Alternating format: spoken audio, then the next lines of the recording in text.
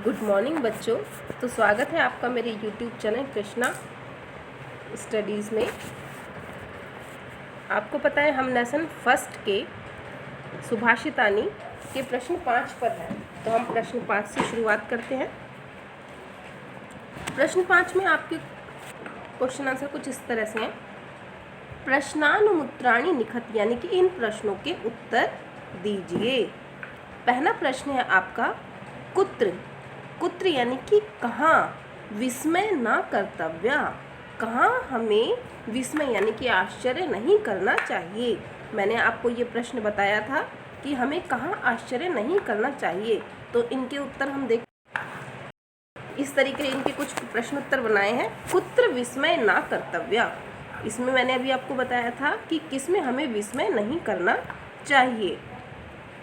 बहुरत्ना वसुंधरा, बहुरत्ना वसुंधरा अर्थात जो हमारी धरती माँ है, जो हमारी पृथ्वी है, वो बहुत सारे रत्नों से संपन्न है। तो इसमें हमें किसी भी प्रकार का विस्मय या आश्चर्य नहीं करना चाहिए। दूसरा प्रश्न है हमारा पृथ्वीव्याम त्रीणि रत्नानि कानि। ये तो सभी स्टूडेंट्स को बहुत अच्छे से पता होगा, क्योंकि पहला ही श्लोक है और बहुत अच्छे से समझ लिया था आप लोगों ने।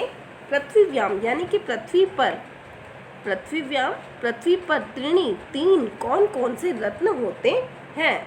पृथ्वीव्याम त्रीणि रत्नानि जन अन्न सुभाषितानि, अर्थात जन अन्न और सुंदर वचन।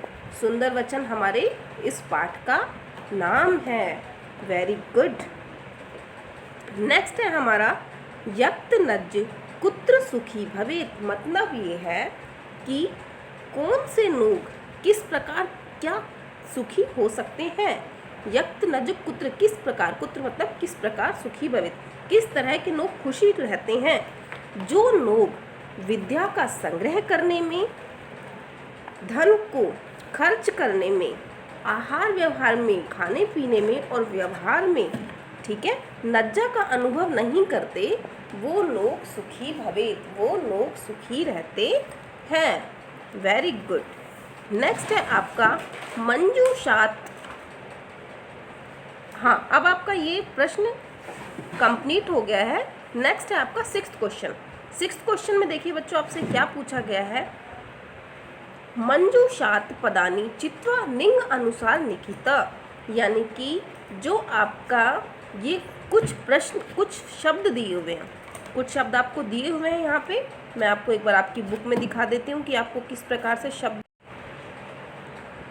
ये शब्द आपके इस प्रकार हैं। रत्नानि, वसुंधरा, सत्येन, सुखी, अन्नम, वन्ही, रवि, पृथ्वी, संगतिम। तो इन शब्दों में हमें क्या बताना है। इन शब्दों में हमें बताना है कि इन शब्दों में से कौन सा आपका पुल्लिंग है, पुल्लिंग यानी कि पुरुषवाचक, कौन सा आपका स्त्रीलिंग है, स्त्रीलिंग यानी कि स्त्रीवाचक, और कौन सा आपका नपुंसकलिंग है। नपुंसकलिंग का अर्थ होता है जो दोनों में ही प्रयोग किए जाते हैं। तो अब हम इनके भी आंसर की तरफ बढ़ते हैं। ये जो हमारे आंसर है वो इस तरह से हैं, ध्यान से देखना बच्चों।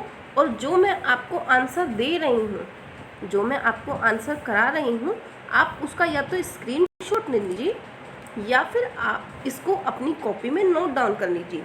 और अगर आप इसे अच्छे से समझ भी लेते हैं तो भी आपको किसी भी प्रकार का नोट डाउन करने की कोई ज़रूरत ही नहीं है। अगर आपने इस वीडियो को एक बार अच्छे से देख लिया और समझ लिया तो आपको सारे आंसर्स अपने आप ही आ जाएंगे।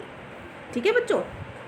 नेक्स्ट है हमारा पुल्लिंग, स्त्रीलिंग और नपुंसकलिंग। तो आपका सबसे पहला है रत्नानि। रत्नानि का क्या मतलब होता है। रत्न कौन सी लिंग में आएगा आपका, रत्न कौन सी लिंग में आएगा बच्चों, मुझे बताओ कौन सी लिंग में आएगा। रत्न पुरुष लिंग में आएगा, स्त्रीलिंग में आएगा या नपुंसक लिंग में आएगा। रत्न का कोई लिंग नहीं होता, कोई पुखराज के पहनता है और कोई पन्ना पहनता है। पुखराज पुरुष और पन्ना स्त्री।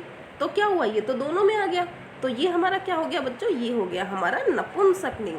क्या हो गया, ये हमारा नपुंसकलिंग। नेक्स्ट है हमारा वसुंधरा। है ना।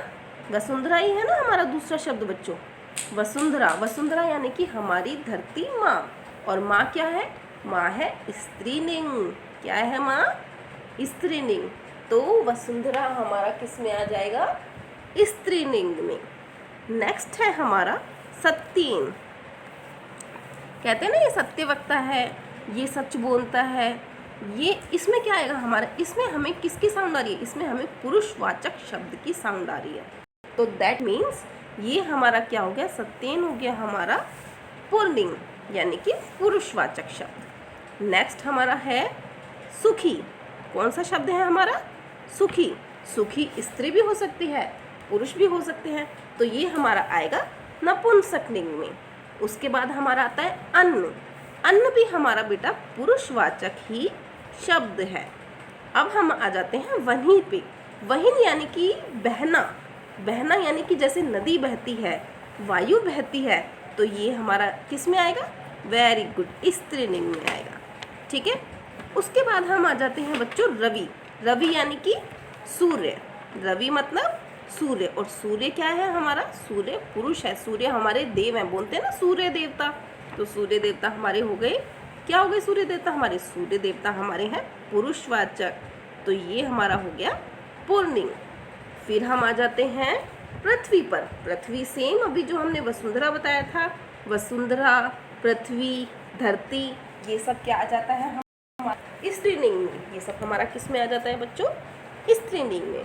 और फिर हम आ जाते हैं संगतिम। संगतिम का क्या मतलब है? पहले तो ये बताना पड़ेगा आपको। संगतिम का मतलब है आपका साथ रहना। साथ रहना कहाँ है? साथ रहना आपका आ जाएगा, चाहे वो स्त्री हो और चाहे वो पुरुष हो, तो वो हमारा आ जाएगा स्त्रीलिंग में। किस में आ जाएगा स्टूडेंट्स? नपुंसकलिंग में। वो हमारा किस में आ जाएगा? नपुंसकलिंग में। वो स्त्रीलिंग में भी हो सकता है और हमारा पुरुषलिंग में भी आ सकता है।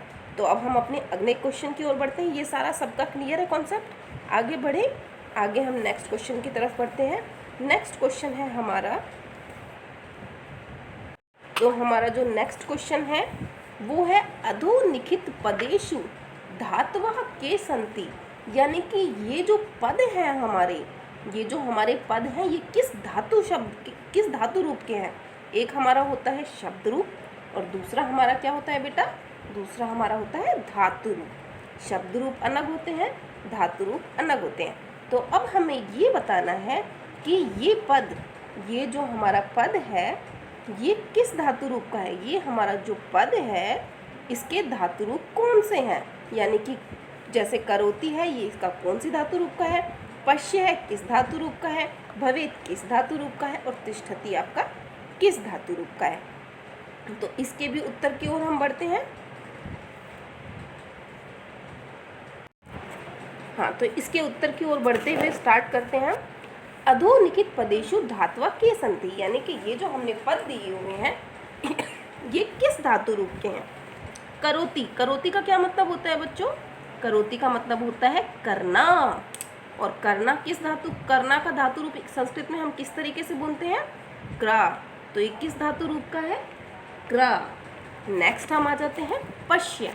पश्य का क्या मतलब होता है? पश्य का मतलब होता है देखना, दृष्टा, देखा। तो ये हमारा किस धातु रूप का है?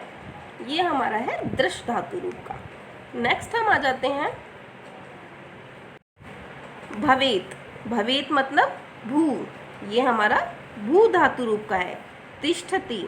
तिष्ठति का मतलब क्या होता है बेटा? तिष्ठति का मतलब होता है स्थिर, या जो चीज़ हमारी कहीं रुक जाती है, विराजित हो जाती है, जहाँ हम स्थित कर देते हैं, तो वो हमारा धातु रूप हो गया स्था।